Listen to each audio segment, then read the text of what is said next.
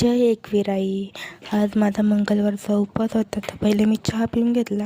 ही बघा दोघं कशी वाकून वाकून बघतात. मला अंगणवाडीतून फोन आला होता का तुमच्या बाबूला वजन उंचीसाठी घेऊन या. बोललो चला मग निघालो. तर याच्याला कुठं जायचं असलं तर पटापट तयारी करतो आणि घरात असलं तर कपडेच नाही घालणार.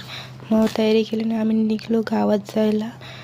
तर हे बघा किती नाटकं, लगेच झोपाची नाटकं करतो.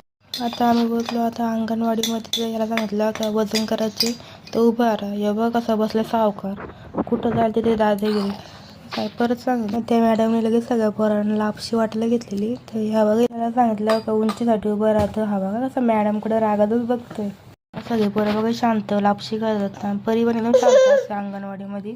पोरा बघा किती देवासारखी शांत बसल्या. हाच आमचा सावकार स्वतःला मोठा हिरो समजतो. दोघांची किती भांडतात. 3 डबा नाही दिला तर लगेच दुसऱ्या पुऱ्या डबा तोडला. रियाला नाही बघा लगेच मारामारी सुरू झाली. हा तर कुठं जाईल तिकडं सारखाच असतो. मग आता त्याला बाय बाय.